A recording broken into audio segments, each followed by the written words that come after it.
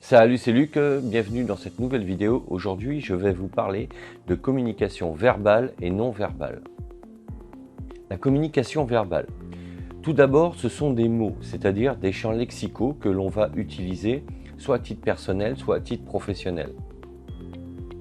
Les mots ont un sens et peuvent avoir plusieurs significations et surtout plusieurs interprétations. On va donc avoir ce que l'on appelle un registre verbal.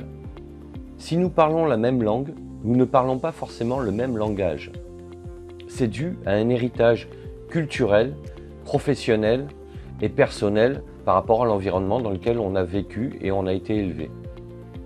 On va avoir également ce que l'on appelle le registre familier. C'est le langage populaire que l'on peut utiliser au niveau local, comme l'argot par exemple.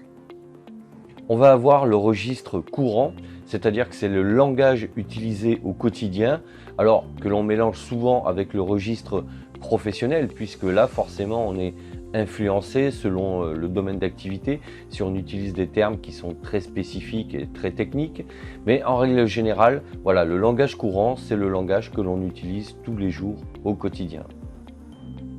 On aura le registre professionnel, c'est donc forcément le langage que l'on utilise dans notre métier, dans notre activité, et qui là fait appel à des expressions et à des termes qui sont techniques et qui font partie du champ lexical utilisé dans notre profession. Donc la communication verbale, c'est tout un ensemble de registres qui peuvent être utilisés séparément ou mélangés selon l'environnement, le contexte et les gens avec qui on l'utilise. Alors que la communication non verbale, elle regroupe tous les gestes et tous les mouvements qui peuvent être interprétés consciemment ou inconsciemment par notre interlocuteur. On aura tous les gestes issus des mains, du mouvement des bras et éventuellement des doigts. Donc tous ces gestes que l'on fait au quotidien lorsque l'on parle, qui accompagnent notre langage verbal, contribuent à envoyer des informations et des renseignements à nos interlocuteurs. On aura également ce que l'on appelle la présentation, c'est-à-dire les codes vestimentaires avec la tenue que l'on porte, la coiffure, la manière dont on se positionne, dont on bouge, en sachant que le visage traduit des pensées. Donc lorsque l'on communique en non-verbal, sans s'en rendre compte, on envoie des informations à son interlocuteur par les expressions et les mimiques que produit le visage.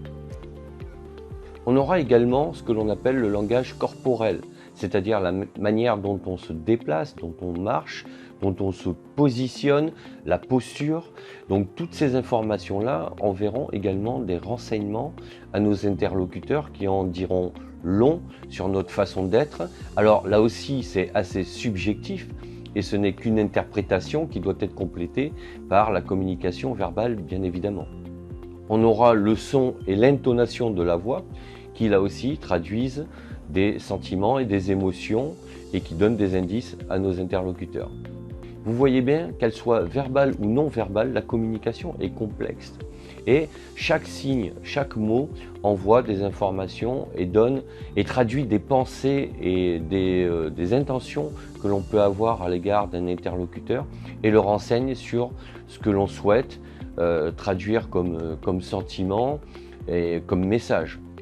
La communication participe donc à notre halo, c'est-à-dire à notre aura, et c'est ce qui fait qu'elle nous donne confiance en nous ou pas, si on la maîtrise plus ou moins. En résumé, il ne s'agit pas d'adopter des champs lexicaux ou des postures qui ne nous correspondent pas, qui remettent en cause notre personnalité, mais bien au contraire, il s'agit d'améliorer justement notre façon de nous exprimer, qu'elle soit verbale ou non verbale, et d'en avoir conscience. Pour une raison simple, c'est qu'à partir de là, on augmente notre confiance en nous, notre confiance en soi, et ça nous permet de créer plus facilement des liens avec les autres. Et lorsqu'on renvoie un message positif, clair et concis aux autres, on a des feedbacks qui sont de la même nature, c'est-à-dire clairs, concis et positifs. Donc connaître les codes de la communication, c'est s'améliorer pour se sentir mieux dans sa peau et dans son esprit tout simplement. Maîtriser la communication, c'est prendre conscience de ce que l'on est et de l'assumer totalement. Voilà ce que je voulais vous dire aujourd'hui sur la communication verbale et non verbale, alors de manière synthétique, car je vous mets le lien de l'article que j'ai écrit sur le sujet dans mon blog Mes documents efficaces, donc sous la vidéo vous aurez le lien. N'hésitez pas à aller lire l'article, laissez vos commentaires, partagez l'article et le liker s'il vous a plu. Sachez que vous pouvez également télécharger gratuitement et librement mon e-book Organiser efficacement ses tâches. Il ne me reste plus qu'à vous dire à bientôt pour d'autres vidéos et d'ici là, ciao ciao.